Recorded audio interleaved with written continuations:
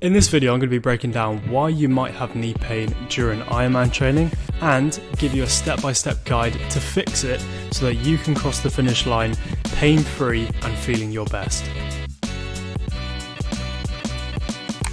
If you're new here, my name's George and this is Joe, and we're both physiotherapists who help everyday endurance athletes cross the finish line. So what is runner's knee? Runner's knee, or the technical term for runner's knee, is patellofemoral pain syndrome, is one of the most common injuries that people have during Ironman training. The symptoms are pain around or behind the kneecap, especially when going up and down stairs and sitting for prolonged periods of time in a bent position, and that's why it's often known as the theatre sign.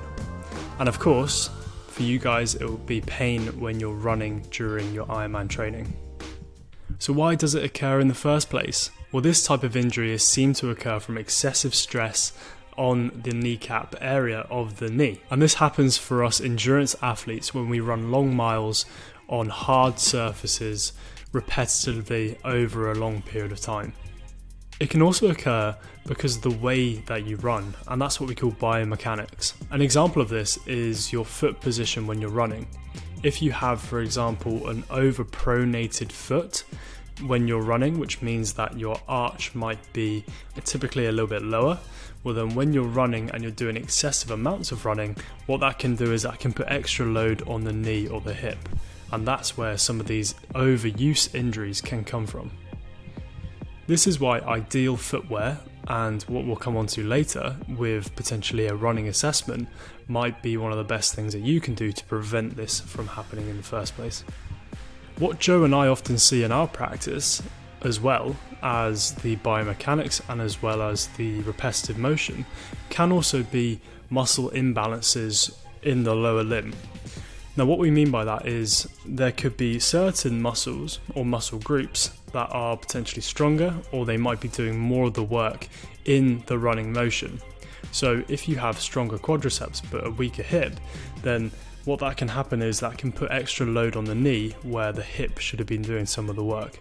So weaknesses in the quadriceps, hips or hip adductors can often lead to a lack of stability around the knee, which can then put excessive load on the knee when you're thinking about doing 10, 15, 20 miles worth of running. Lastly, and probably the most common reason why people get runner's knee, is due to a sudden increase in training load. So maybe you've been a little bit ill and you've taken a week off, or maybe your race is incoming very soon and you feel the pressure to ramp up your training.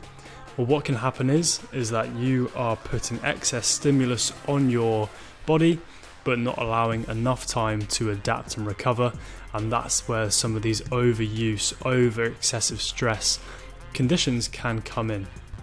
So what can I do about it? Firstly, don't panic. There have been lots of people in your shoes who have had the same pain but have followed a plan and had performed well on race day and heard those famous words, "You are an Ironman." So what are those steps in that plan? Well, step one would be reduce the amount of running in your training plan. If running for you is the main reason why you're getting pain, then offloading that running stimulus to start with is going to be a really good idea. Now you might be thinking, but George, I need to get in a certain amount of miles each week to build my aerobic capacity so that I can reach the finish line of the Ironman. What you want to do instead is you want to increase your volume of swimming and cycling if they don't produce those same symptoms for you. And why we do this is it gives time for the knee to settle, whilst also maintaining your aerobic fitness and also sticking to your training plan. As your knee starts to improve with the other steps that we're going to talk about, you can start to introduce or reintroduce your running back into your training plan slowly and gradually, and this will work for all 4 phases of Ironman training. Step 2. Start strength exercises. So like we talked about earlier, where some of the causes might be from imbalances in muscle strength, well, we want to address that in these exercises.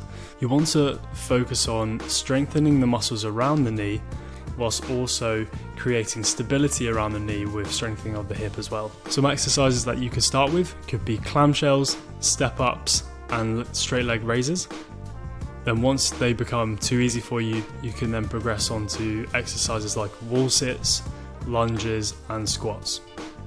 Remember, this is a gradual process, So once the knee pain reduces, which it should do fairly quickly, you want to carry on progressing your strength so that this issue doesn't come back in the future.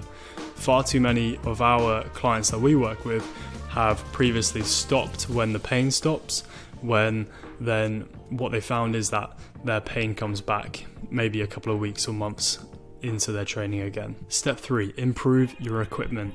So, are your running shoes old? Do they need replacing? Or does your shoe fit your foot type? If you've ever been to a good running shop and spoke to one of the people that works there, they'll tell you that the type of foot that you have, whether it's neutral, pronated or supinated, is going to affect what type of shoe that you're going to need to wear whilst doing long runs.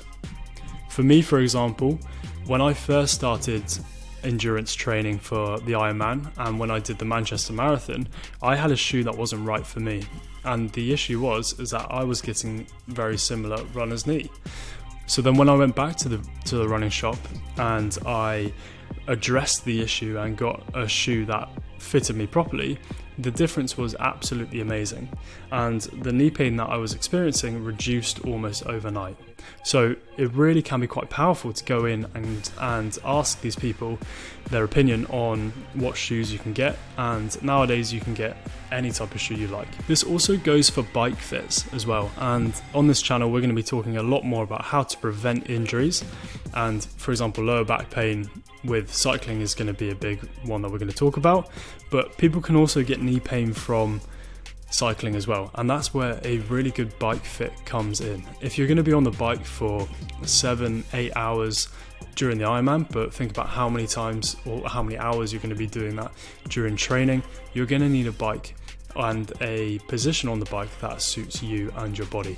So that can be one of the best things that you can do to prevent injuries and also to reduce pain if you already have it. So in summary then, runner's knee or patellofemoral pain is super common in Ironman training. It's typically caused by a sudden increase in training load, muscle imbalance and running form, and is treated by reducing your running in the short term, strengthening the muscles around your knee and hip, and creating overall balance in your body. So if you're someone struggling with knee pain during your Ironman training, hopefully now you have a better idea of maybe what it is and what you can do. But if you're someone who is looking for extra help, what you can do is you can join our free 7-day Cross the Finish Line workshop via the link down below. In this workshop, we'll be breaking down the very steps that you can take to become resilient so that you can cross the finish line and hear those words, "You are an Ironman."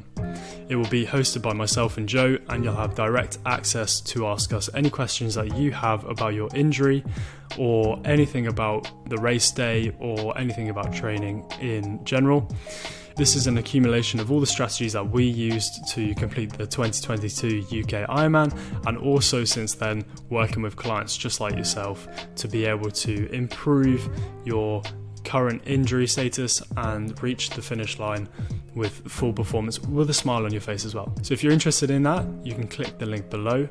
Remember, it is completely free. And if you want to learn more about why strength training is so important during Ironman training, you can click here and watch the video that we did on that very recently.